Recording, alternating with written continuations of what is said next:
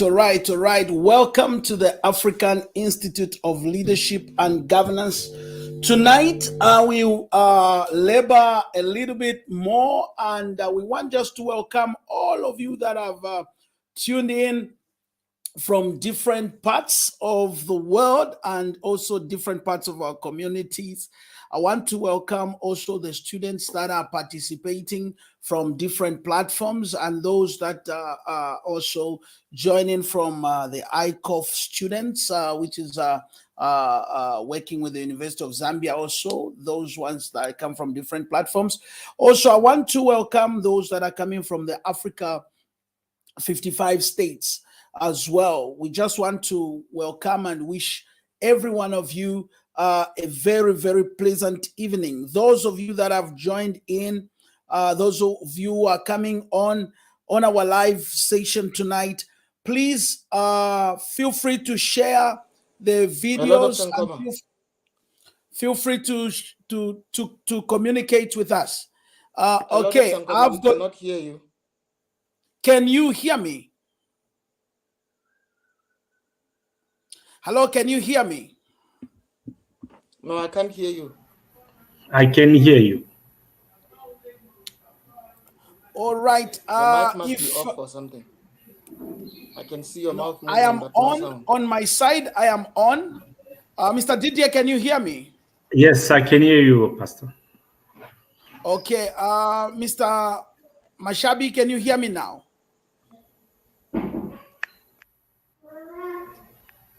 Are you able to hear me? Can you try to check on your sound? Because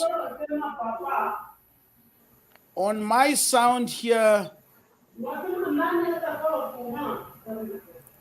okay, on my sound here, I'm quite loud and very loud this side. Mr. Mashabi, can you hear me?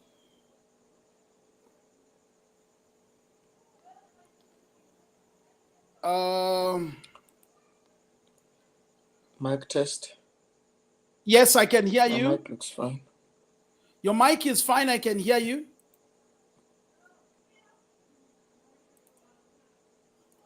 David Kasase, can you hear me?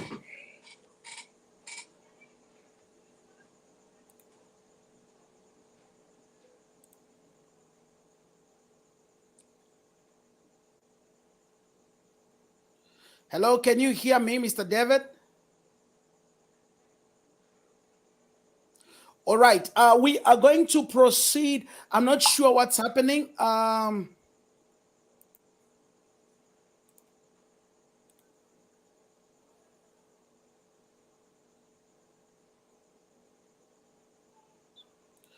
right, I'm not sure if you can be able to hear me on the other side.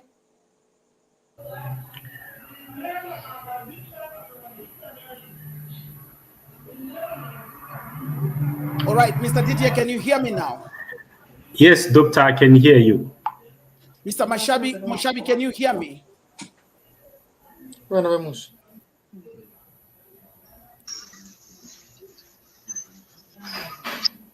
Mr. Lulu, can you hear me? Yes, I can, sir. Oh, it's a miss. Sorry, I didn't see your first correctness. All right. It seems Mr. Moshabi, it's I think his maybe gadget that side. I've got a number of people that will be coming on. So all right. So let me go on and make the introduction for this afternoon or this evening. We can mute our mics so that we avoid background sound, and we can only open them once we Hello, are Dr. on. Nkoma. Yes, sir. I still can't hear you. Uh, I can see your mouth moving, but no sound. All right. I'm not sure what is happening. It should be to his gadget. Let me see. Can anybody hear me? Yes. Echo cancellation, automatic volumes. Everything is fine on your side. You are okay on our side. Can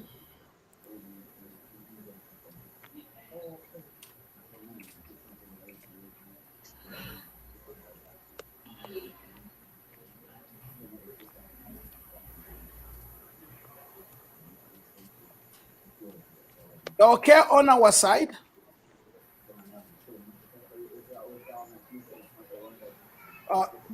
Do me a favor.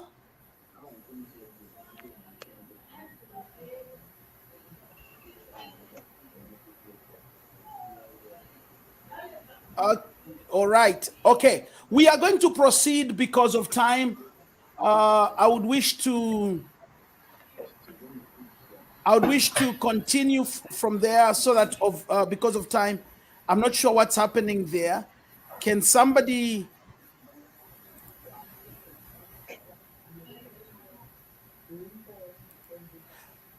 I was trying to log him in and out so that we can.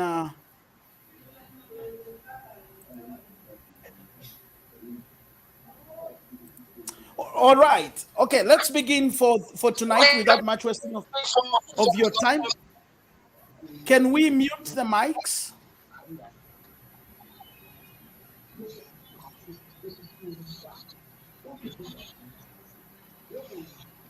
Madam Lulu, can you mute your mic, please? All right, thank you. All right, ladies and gentlemen, for those of you who are tuning in from Facebook and from also the parts of the world, we just want to welcome you to a special edition tonight of our leadership class. I have no other than Mr. Didier Kabwe. We are looking at human rights this week. Remember that this whole month of March is declared to be a human rights month, and for us who are in South Africa and those of you from different parts of the world, yesterday there was a commemoration of human rights. Now, I want to begin by giving a bit of a preamble, and then we take it up. Mr. Didier, I will be leading us into this lecture. Let me begin by making this statement quickly. The Universal Declaration of Human Rights is a milestone document in the history of human rights, drafted by representatives with different legal and cultural backgrounds from all regions of the world. The declaration was proclaimed by the United Nations General Assembly in Paris on the 10th of December 1948. The General Assembly Resolution 217A states like this: as a common standards of achievement I still for cannot all hear. people and all nations, it sets out for the first time fundamental rights, human rights, to be universally protected, and it has been translated into over 500 languages. The Human Rights Declaration is widely recognized as having inspired and paved the way for adoption of more than 70 human rights treaties applied today on permanent basis at global and regional levels. Now, my discussion today and our debate this afternoon or this morning has to look at is these human rights, or are these human rights? When we speak about human rights, our discussion today are these human rights applicable to the African child, to us in Africa, and those of you that love the continent of Africa? We want to look at how do we translate these human rights that come from all the way 1948 to this very hour of 2022. To discuss with me, I've got a great colleague and a brother of ours who is also a Pan-Africanist. He's a political scientist and studied political science and has lectured at the University of KwaZulu-Natal. He holds a master's degree in political science. And so allow me tonight to bring to the platform, this is no other than but Mr. Didier Kabwe as he comes to the platform. Mr. Didier, you can unmute your mic and greet us this evening. Thank you again, Dr. Emmanuel, for this opportunity, sharing this very important topic about human rights, which is what we can say event today, and which is very important to know and to understand the contour of human rights. Correct. We are very happy to be in the platform. Thank you very much. Mr. Moshabi, can you hear me now? Yes, sir, loud and clear. I had to come out and rejoin. Now I can hear you. All right, thank you. I suspected so. I thought that it's maybe your gadget that was giving us a challenge. We waited for you to join in, so thank you very much. Can you please kindly just make a brief intro? Where are you based and where are you tuning in from, Mr. Moshabi? Thank you so much. My name is Moshabi. I am from Botswana. I'm waiting for the exams for the certificate in leadership development with ICOF. ICOF. Yes, I'm the regional coordinator for the Gaborone area. Wonderful. I'm a pastor. I'm the assistant national overseer for the Pentecostal Holiness Church in Botswana. Wonderful. Wonderful, Mr. Moshabi. I am glad to see that you are part of the ICOF family, and we want to welcome you also. And also, there are many others that will be tuning in on the platform. There will be many people that will be joining in on the platform. All right. I see Madam Lulu, you were on, but I can see that our gadget seems to be, she's still in, but our gadget seems to be having also another challenge. I'm not sure what's the challenge with the gadget. It says device not connected. I'm not sure why. All right. So without much wasting of our time, today we are discussing human rights. And yesterday we looked at that, and today Mr. Didier finishes the lecture with us to discuss about these fundamental human rights.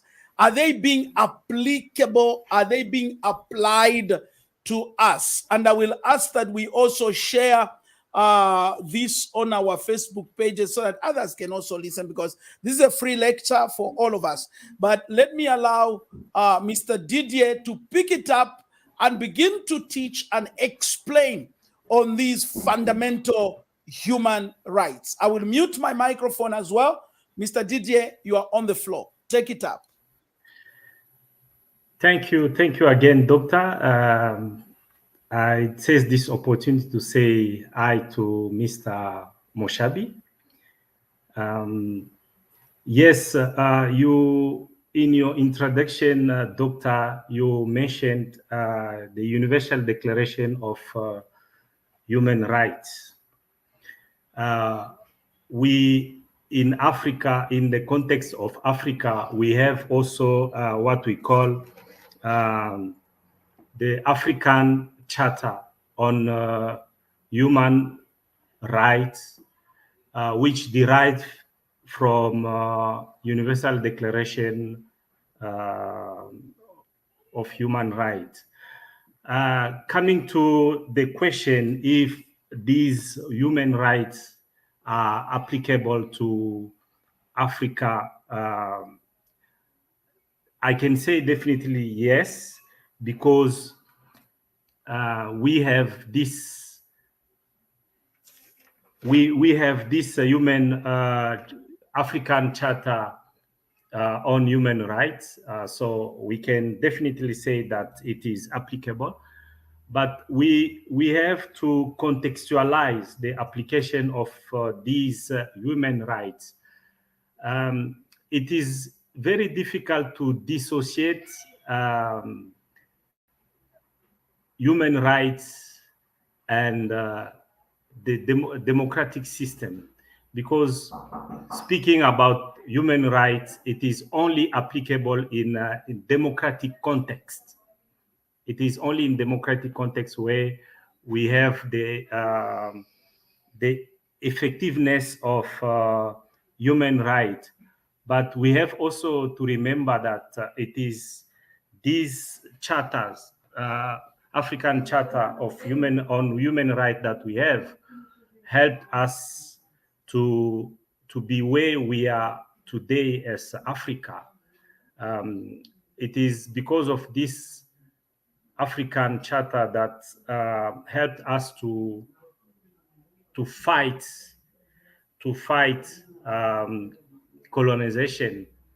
It is this African Charter on human rights that help us to have the earlier liberation movement, which helped to decolonize Africa. Yes, again, we can say these women rights are applicable to Africa, but we still a long way to go. As we said, we have to understand human rights in the context of democracy. Yes, if we look at, as we said yesterday, in African Constitution, they also talk about human rights, but it is mostly applicable in a democratic context. So we can say that countries that embrace democracy, we can see that they apply somehow women rights, but countries where there is no democracy, they are still beyond in terms of progress or in terms of human rights.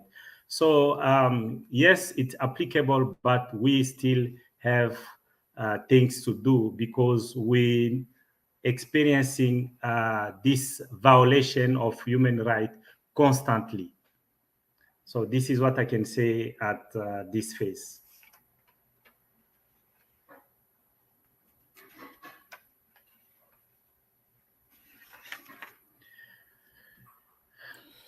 All right, wonderful. Thank you very much for that introduction and the preamble. We want to begin now to look at what we called yesterday, and we want to look at the human rights, which we are calling controversial human rights. Remember, we have spoken about human rights from the regional perspective, and these ones that are coming from the regional, we have seen the translation from the Freedom Charter, the Human Rights Freedom Charter, which was declared 1948, and we can look at these universal declarations. Now, we want to begin to look at controversial human rights. And today I have got a different number of people coming from different countries that have joined us tonight. We want to also begin to hear what are the hindrances. For example, I said yesterday that there are these controversial human rights which country to country they differ.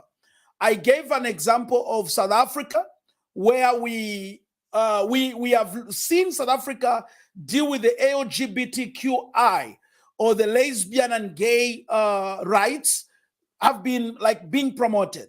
While it's the same rights in Kenya, or in the same rights in Zambia, I don't know about in Congo, DRC, you need to help me to understand. You find that these ones, they are not accepted. Then you find that in another country, it's the rights, for example, the freedoms of speech, the freedom of speech. We have seen in countries where if somebody voices out against the government, we have seen others being killed. We have seen others going into prison because of exercising their human right. Recently, we saw in Zambia, for example, they were dealing with what they call the bigamy and polygamy laws. So how do we deal? And we want to hear from you, sir, Mr. Didier. How do we deal with these controversial human rights politically and in leadership? What are the leaders ought to do in order to deal with these controversial human rights? Pick it up, and then we will allow the flow. When you speak, then we will allow the participants to unmute the mics and the videos so they can also participate and contribute. Yes, sir, go ahead. Thank you again, Doctor. And we have to remember that in each and in every country, we have a constitution which is above all the laws that exist in a country.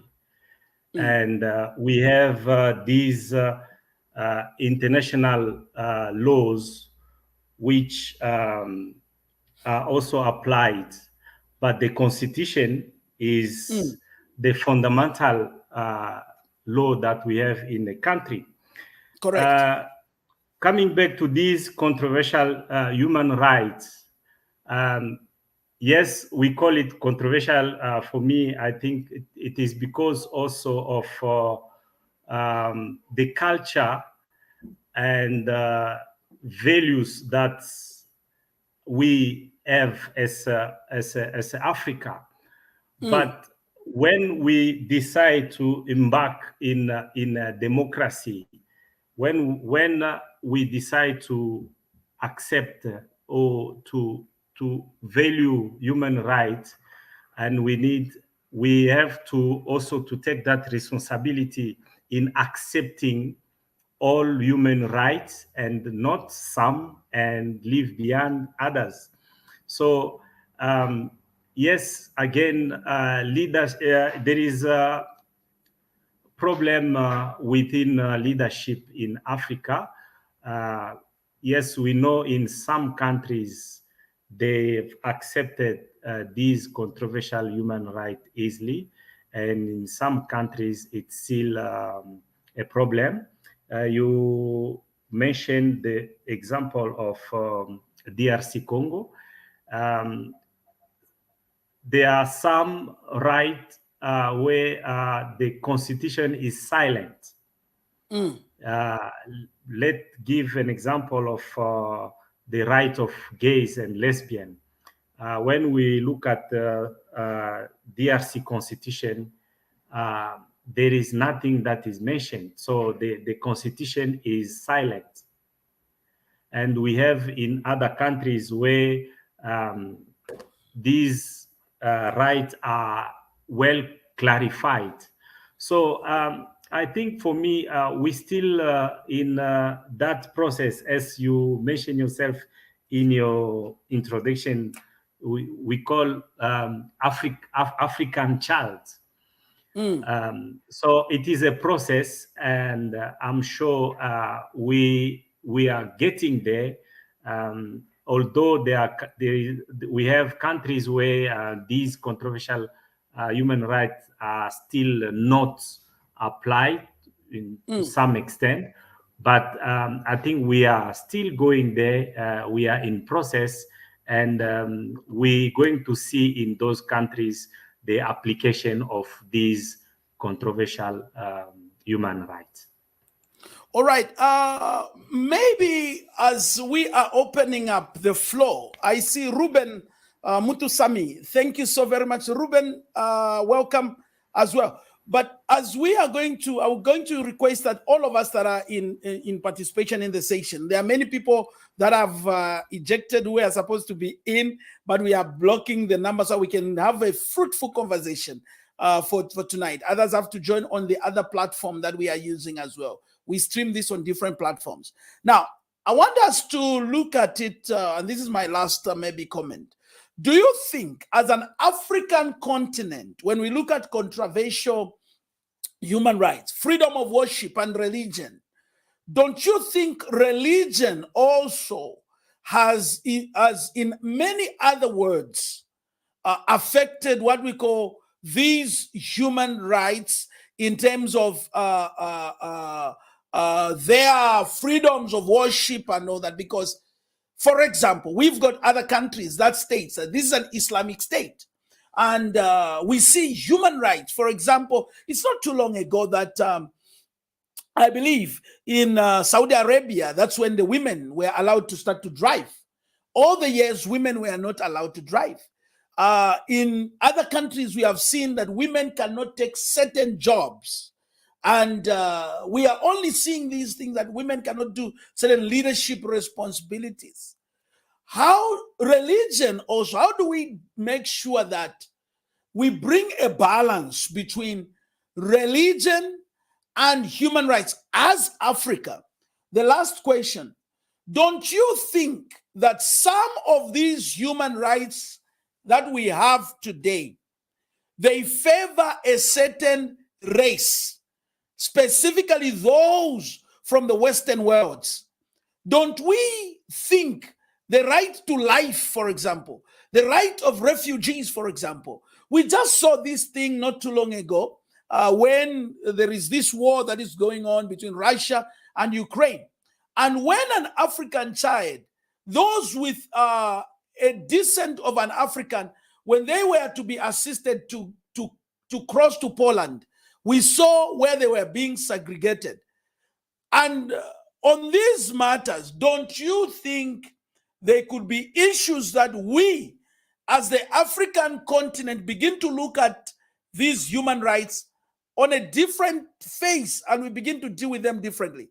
I wanted to hear from you, Mr. Didier, then we open it up. How can we, as Africa, balance religion, segregation, and also undermining these human rights? Like, for example, I believe that the African people may not want to have these laws that empowers the gay and the lesbian. I just feel that way.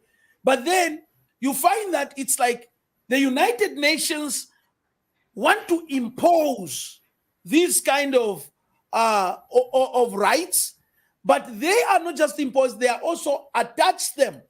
They attach these human rights to say, if you allow this, then you get donor aid. How do our leaders deal with that? I wanted to hear from you quickly. Thank you again, Doctor. Yes, when we talk about freedom of religion, which is recognized in one of the human rights that we have, and this in terms of Islamic State, for instance, and yes, at the same time we have this right recognized to gays and lesbian. Doctor, we have to remember that when we speak about human rights, it is a package. It is a package. When we decided as African countries to sign, to ratify the document, we cannot choose what to use and what to leave behind. So it is a package, a full package, which need to be applied. Yes, when we talk about religion, at the same time with the right that we need to recognize to any gay and any lesbian. Yes, these are the consequences that we have to face by signing this human right. So it is a problem. Yes, we saw, for instance, in Uganda years back, the president refused to allow lesbian and gays in Uganda, and Uganda faced sanctions. Again, these are the problems that we face as young Africa, and we hope that all these problems are going to be addressed and adjust these rights to African values, and we hope that we will get there. All right, let me bring in Mr. Moshabi from Botswana. Are you still on? Can you unmute your mic and your picture? Yes, Mr. Moshabi from Botswana. I want to hear from you. How is Botswana handling these issues of controversial human rights? We want to have this conversation, and we want you to bring it on a micro, specifically from Botswana context. There can be maybe many others that are controversial, which we are not aware, but you are doing as a scholar from Botswana, and you are dealing with people. I'm so happy that you are also a pastor there. So you deal with people every day from different cultures and different backgrounds. Let's hear from you. What are these controversial human rights? How are they looked at, and how do we deal with them in Botswana? Go ahead, sir. Thank you so much, Dr. Nkoma. What I would say is that there is this saying that says, one man's poison is another man's meat. We recently, like as less than 2 years ago, legalized the lesbian and gay people in our country. And as much as it was a celebration and a victory for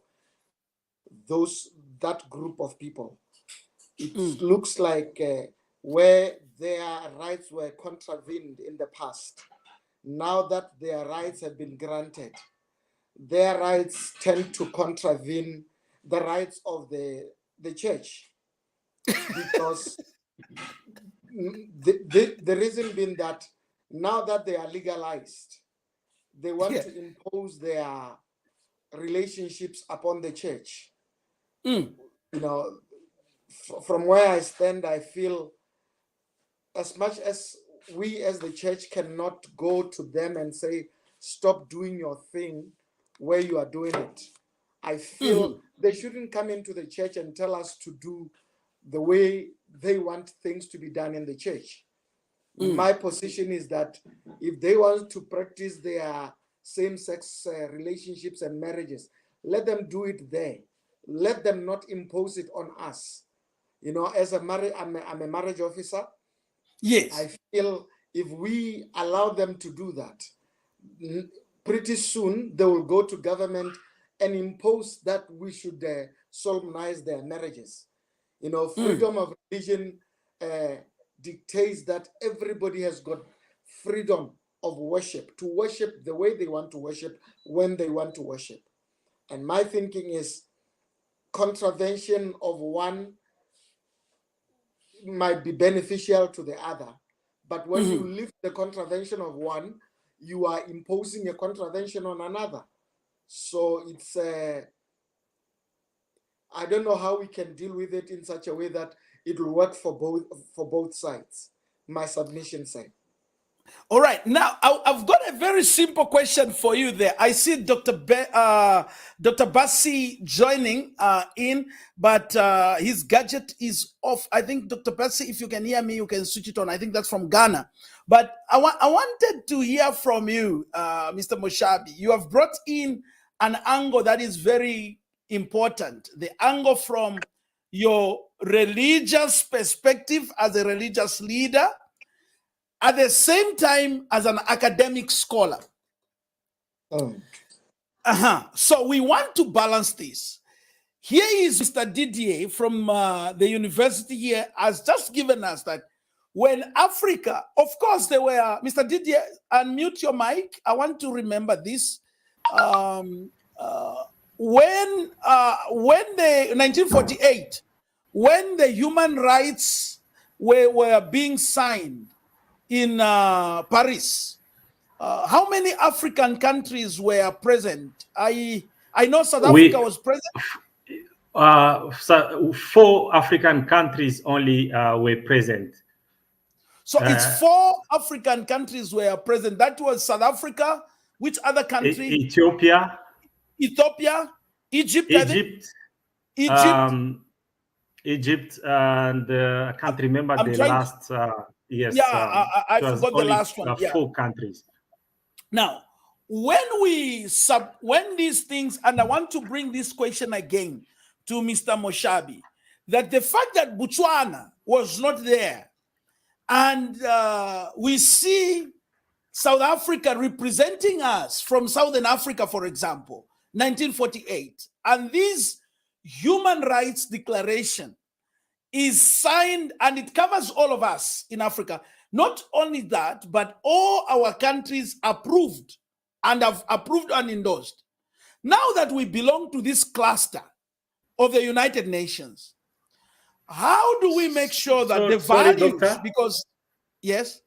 Yes, it was Egypt, Ethiopia, Liberia, and South Africa. Egypt, Ethiopia, Liberia, and South Africa, yes. Now that this was signed, how do we make sure that the freedom of religion and your values as Botswana, because there are also these African values, the values that Botswana has, they are still upheld by the Human Rights Universal Declaration without pondering and undermining the freedoms that the Human Rights Commission, or the not Commission, but the Human Rights Declaration says. For example, the right to marriage. And we have just dealt with this whole thing of controversial human rights like the gay and all that. You can't just tell them to say, as a scholar and also as a religious leader, you can't just say to them, hey, man, Mina, I don't believe in this. You go your way. How do we make sure that government understand the position so that Botswana does not face the same sanctions which we saw Uganda facing the sanctions? Yes, Mr. Moshad. Thank you so much. We are currently going through a constitutional review commission. There are people going all over the country seeking a commission that is going all over the country seeking the input of the Botswana people on the constitutional amendments. And one thing that is coming out very clear is that you were talking about the cultures and the practices in Botswana. Maybe talking to the Legabibo kind of thing, it's a new concept to us in Botswana. The majority of the people here in Botswana feel that it is a foreign practice. And as I was listening to the interviews on television about the constitutional amendments, a lot of Botswana were saying with a loud voice that we do not want this. What the government has done in the past 2 years to legalize same-sex relationships and same-sex marriages was wrong. And I hear you to be saying there is a UN charter that has been signed, which when we do not observe, we run the risk of being sanctioned. And my concern is it should, like I said earlier on, your freedom should not infringe on my freedom. Yes. as a bishop in the church, I feel freedoms should not infringe on other people's freedom. If you are free to do what you want to do it where you can do it freely. Don't bring it into other people's homes. You know, if, for example, if you, let me take as an extreme example, Dr. Nkoma. If you feel you are comfortable walking around naked, and you come in my home, and you want to practice your nakedness in my home, now you are infringing on my freedoms. If you want to go naked in your home, don't bring it to my house. And that is where I'm coming from.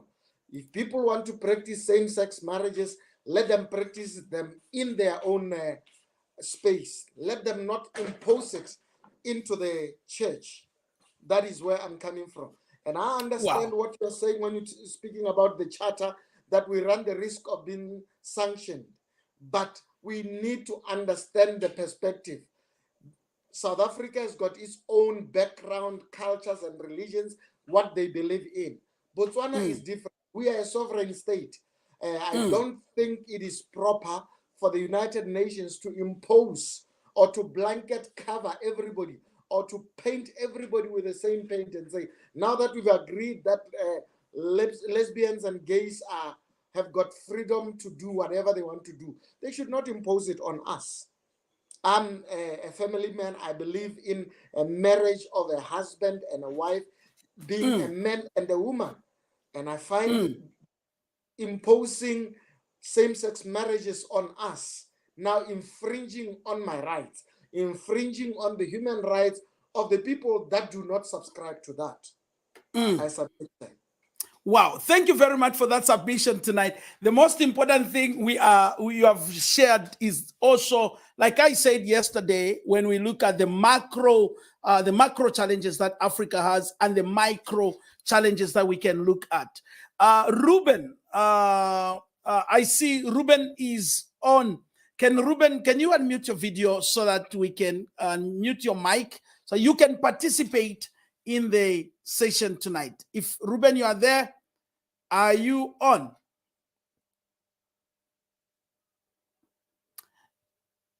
Yes, Ruben, are you on?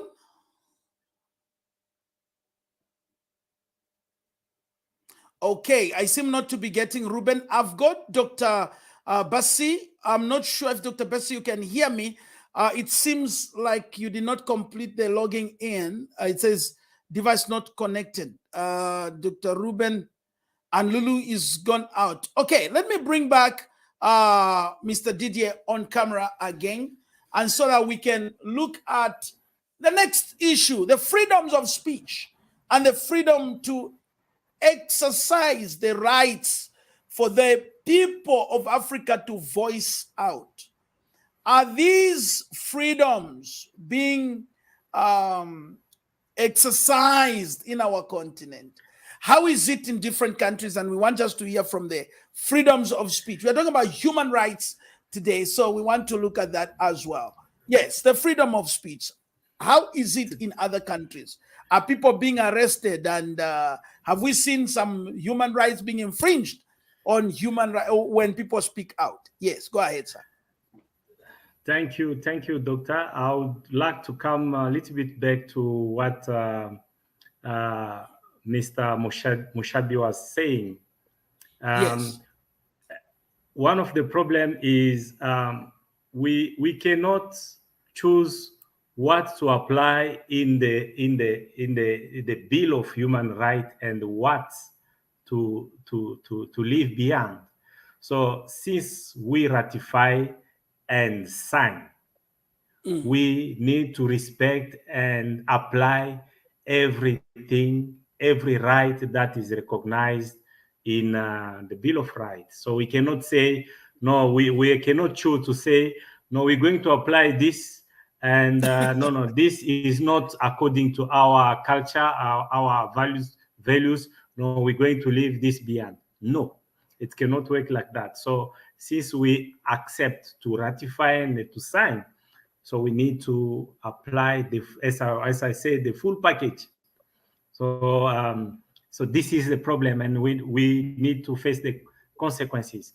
But I like what he said. The we the rights, my rights cannot infringe in your rights. So this is the limits. Every right has a limit, and every right has a place where it needs to be applied. So there is no problem with that.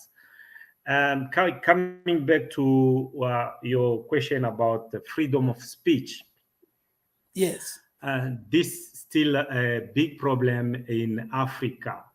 If we have to evaluate, we going to see that freedoms of speech remain a big problem among other problems that we have in terms of human rights application.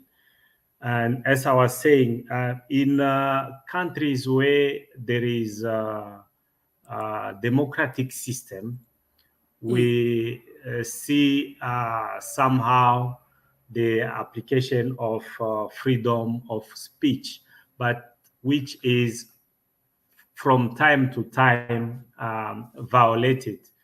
And when leaders feel like each time they open space to freedom of speech, their power is threatened, and they tend to limit this freedom of speech. So many countries in Africa still have that problem. Even in the countries where there is a democracy, the freedom of speech still being violated and is not respected. So this is a situation that we are facing in Africa, especially in countries where authoritarian countries or authoritative countries in where there is where countries where there are dictators, the application of freedom of speech is very, very, very limited. Let me become a bit more direct on that one as well, Mr. Didier. How is it in Congo, in line with the freedom of speech compared to the last regime of the Kabila regime, and now we've got a new regime, which is Tshisekedi's regime? How is it when it comes to freedom of expression in line with the media, in line with personalities and individuals? How is it? Are they now much better, or how is it going in the Congo? On my view, I can say that there is improvement in terms of freedom of speech. Although some cases we see journalists being arrested, but in general we can see that there is much improvement in terms of freedoms of speech in DRC. What is the problem that you think we've got in line with? I'm just going to go across to your the neighboring countries around, in line with the freedom of speech. When we look at Uganda, we have seen not too long ago, we saw Bobby Wine and his wife one day being really much mauled and paraded in the streets naked. That was something embarrassing, and I don't want to talk about it in detail. What do you think? What causes leaders, more especially political leaders, to begin to infringe the freedom of speech? What causes leaders to become like that? Thank you, Doctor. This is, again, one of the problems that we have in Africa, where we don't have strong institutions. Rather, we have strong men. And in countries where in countries where we have strong men, the freedom of speech is very limited, and in many cases there is always a violation of freedom of speech. Talking about Uganda, on my side, I think yes, there is constant election in Uganda, but in terms of human rights, they are very much abused in terms of human rights, especially this freedom of speech, where it's constantly violated. So this is one of the problems that we face, and we tend to think that democracy is about election. It is not about that. It is more about the respect of human rights, which is it's still a problem in many countries in Africa. Yes, that's correct. That's yeah. Bishop Moshabi, again, let me bring you on. In Botswana, do you have institutions that make sure that these human rights are upheld in line with freedom of speech? Do you also have a strong man, and not strong institutions in Botswana? I like what Didier Kabwe has said about the strong men and the not strong institution. I think that's what defines Africans, not just Africans up north or down west, but everywhere. You'd find that we're talking about democracy only when it deals with going to the polls. But correct. when people are muted, when people are silenced, when they are doing their campaigns, people are arrested when they are doing their campaigns, we say, we don't even talk about democracy there. We only say the government was democratically elected because people went to the polls. Okay. That is the problem of Africa. From where I stand, it is not just a regional thing, it is a problem of Africa.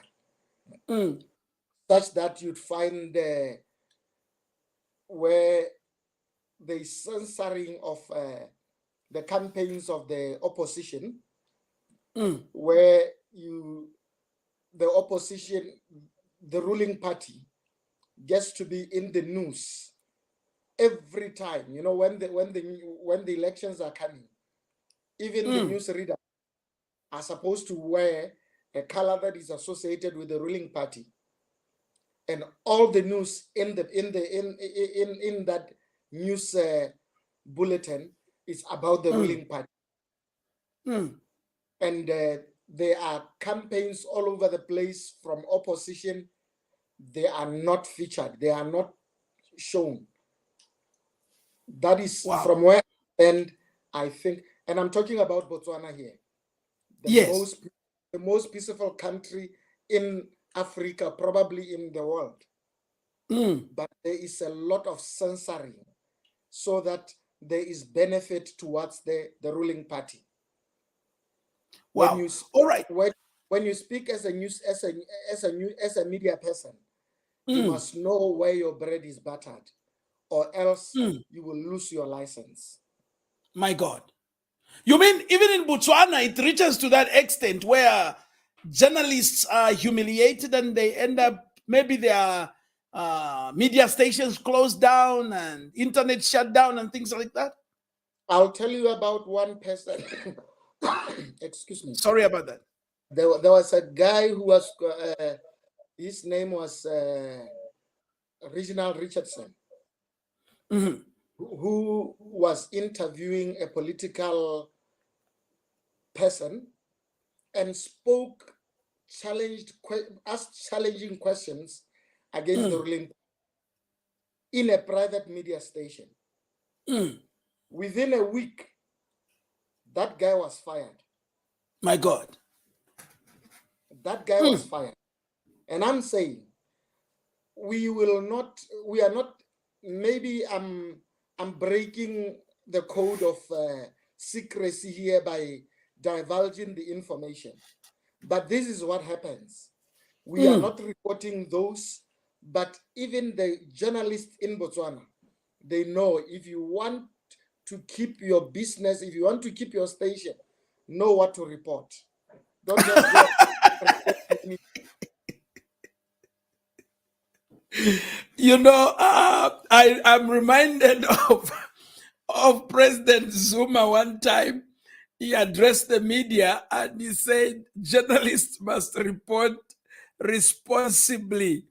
You're right. He said journalists must report responsibly. I don't know what that meant, but I'm just reminded. Article 4, Article 5 of the Freedom. Yes, you the must Universal report responsibly. Yeah. So Article 5 of the Human Rights Declarations of the United Nations states as this: no one shall be subjected to torture or to cruel, inhuman, or degrading treatment or punishment. I want to look at it, and Mr. Didier, you can come in. Welcome, Saline Bafaneli. Saline, welcome. David Kasase, welcome. I want to deal with this, and we'll close with that as one of the controversial issues, which we can look at, and we'll be closing with that. Maybe you can all unmute. We've got 4 minutes. Mr. Moshabi, you can also unmute your mic as well. We can discuss this. Issues of torture. Issues of humiliation.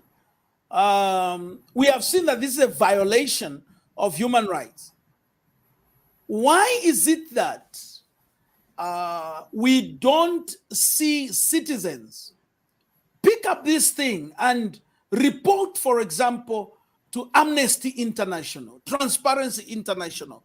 We don't see citizens come out, because I know of countries where we have seen really torture, people being tortured before they even appear before the courts. We have seen the individuals being brutalized, and all these things go scot-free. I want us to look at it to say, why don't we see citizens? Now, I'm talking about citizens here. Go and uprise, for example, that no, here, people are being tortured, people are being killed, people are being destroyed, molested in the name of, and the human rights are being pondered upon. Because if this article states to say no one shall be subjected to torture or cruel, inhuman, and degrading treatment or punishment, and this violation has been going on either by the police, by the army, or by different individuals, why don't we see individuals empowered to report these kind of crimes? Mr. Didier, I will start with, okay, yes, pick it up, Mr. Moshat. Let me chip in there, just a short one. Yes. Maybe, I don't know about other countries, but when I speak for Botswana, I can say Botswana, the people in Botswana, do not have the kind of risk appetite that you are calling for. We don't have that kind of thing. We do not know war. We have never had to run for our lives. And there is a Setswana saying that that directly translated, you discuss issues, you talk them out. Even if things don't go your way, you just talk, and if talk fails, you have lost, you give up. That is the kind of perspective that Botswana people have. You will never, unless the new crop of people would do an uprising. From the past until now, we don't do uprising. 2011, there was a strike. That was the longest strike that we ever experienced. Public workers went on a strike. It was the longest strike. And you know how long it took? 3 weeks.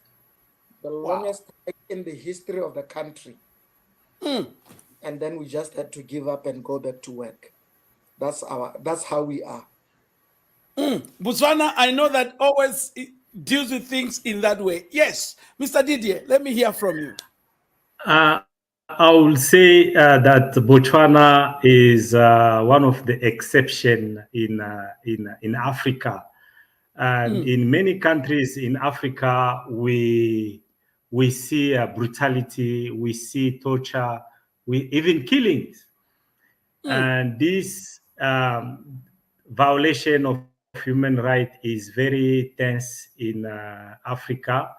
And one of the problem is the fact that um, it's perpetrated by government sometimes, by police, by so it is a situation where Africa is compared to other continents is a problem that up to now we still have to find a solution. Um, Unfortunately, as I was saying, um, we still have countries where um, institutions are not strong, and that is one of the cause that all these brutalities and tortures are not um, are, are not reported, and even if they are reported, um, there's nothing that is being done. So how to solve this problem? Maybe that will be the question: how to solve this problem? I think to solve this problem is to strengthen institutions, as we know that naturally we have three spheres of power in a country, where we have the government, we have the legislature, and we have justice. In most of cases, judiciary, yes. In most cases in Africa, we still have a problem here with justice, and there is no this separation of power. So these are the problems that we still need to fix. Wow. Well, it's yet another great time that we have had tonight. I want to take this time to really, really, really appreciate every one of you for your great participation onto the discussion today. And I want also to take this time to thank all those that have joined in, specifically this night. I want to say thank you to Mr. Moshabi. Thank you for Dr. Bassi. Thank you to David Kasase, Saline Manafeli. Thank you for those also who are joining us from Facebook.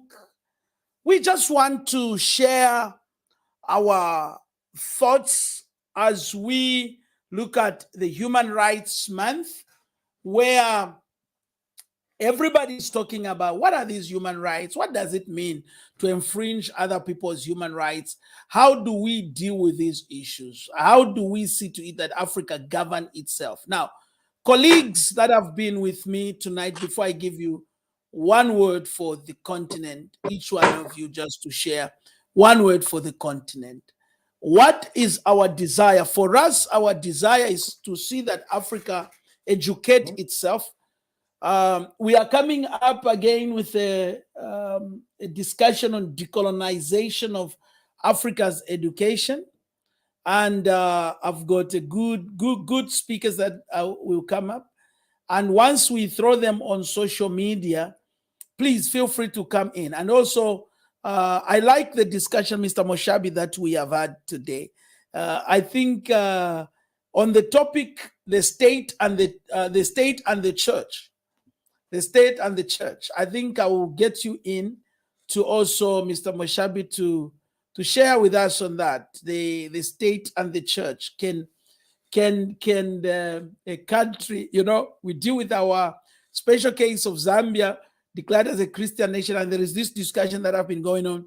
can the country be Christianized?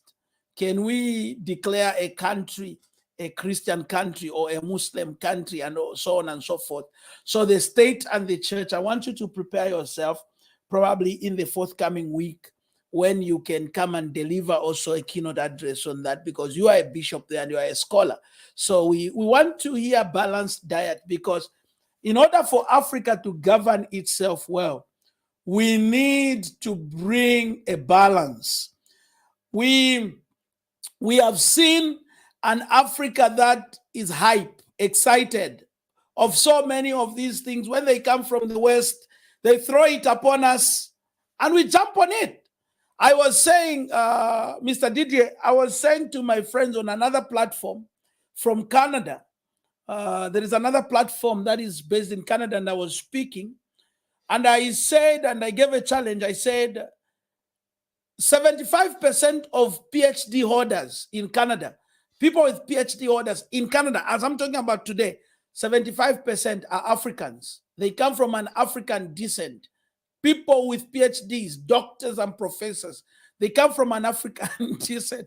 And yet Africa is so poor that we fail to govern ourselves. This tide must be changed. And in order for us to embrace the human rights, I want to speak to all Africans. The most important thing we have to take home, we cannot just be jumping on these human rights and undermine ourselves. One of the things that we need to look at, for example, I think it's only one country in Africa that sits on the United Nations Security Council, which is, I think, South Africa. It should be an error. So we need to fight as an Africa, and we need to unite more. We need to unite more. There is a saying which goes and says, if ants are united, they can pull an elephant. If ants are united, they can pull an elephant. So for us, from the African Institute, we want to make sure that our leadership is well structured with both knowledge and understanding, so we can govern ourselves well. We've got a lot of political leaders that are part of this thing from different countries. We've got leaders from government. I'm talking about government leaders who are part of this. And we want them to go out there when they are in the legislature, which has to do with parliament, when they are with the judiciary, when they are in the executive cabinet. We want them to make informed decisions. So, friends and colleagues that join me tonight, I see the others, Dr. Bessie, his gadget is off. But I'm sure he can hear us. David Kasase, his gadget is off. Sanelli gadget is off. The other ones, I think, have gone out. So let me begin again by giving a minute each, or 30 seconds. A minute. I think we are out of our time. 30 seconds, yes. Mr. Moshabi, once again, your closing remarks tonight. Thank you so much. I think what Didier talked to and what you also talked to is the three arms of government. The biggest problem there is politics of the stomach. Legislature, they will only speak for as long as there is no, enticement of getting an enticement from cabinet. The judiciary, they are employees of the cabinet. How can they be independent? Where is their independence when their salaries are paid by cabinet? The legislature is dependent. There's a lot of law crossing, and mostly it's from opposition to the ruling. And as soon as they cross over to the ruling, they are rewarded with cabinet positions. So when the stomach has to be filled, they cannot speak. That is my position, sir. Thank you very much. Mr. Didier, as we... Yes, go ahead. Just before I go off, I wanted to ask you, because I'm enjoying this lecture, but I only joined much later, but you mentioned that you had a lecture yesterday. Is it possible that we could get the previous lectures and future lectures that we might be able to appreciate those? Thank you. Yes, we can email them direct to you, or we can inbox them to you. And we've got a number of exciting, more especially the leadership courses, they will be very resourceful. One of the things that I can just share with you, because you are leading a very big denomination, which I think I know from Botswana, Yes. some of the topics that you may need is you can also implement them in your faculties. And Yes. I'll talk to our director, Dr. Manono is not with us, and I'll forward your name to him. If on the ICOF, my number is there, just send me an inbox on the ICOF thing, then we can chat from that side. I'll do that, definitely. Yes, Mr. Didier, go ahead. Go ahead. Thank Your you. closing remarks. Thank you. One of the problems that Africa is facing now is the division among our leaders, which are manipulated by these great powers. So that is weakening our efforts to unite ourselves. And the more we are divided, the more we are weak. The more we tend to unite ourselves, things are going to change and we're going to be strong. We still have a problem, a leadership problem. As my brother was saying there, the politics of stomach. So it is only when we go beyond that politics that things will change. All right. Thank you very much, Dr. Bessie. I would have loved you to come on. The next time when you come in, make sure when you are joining, the mic must be tested and unmute, and also the picture, then it will allow you in. But I know you have been in class, but so the next time, but thank you for coming on tonight. I would have loved to hear what's going on in Ghana, and I would have loved to hear from West Africa as well to know what's happening. He's from Nigeria. Nigeria, sorry, I said Ghana, Nigeria. Professor, yeah, it was going to be great for us to. From Nigeria. Yes, it was going to be great for us to hear from what's happening up there north. Now, ladies and gentlemen, for those who joined us on Facebook, thank you very much. May God bless you. All the way from Durban, South Africa, I am saying Kosi Isikeleli, Africa. May God bless Africa. Bon nuit and au revoir. Sawa.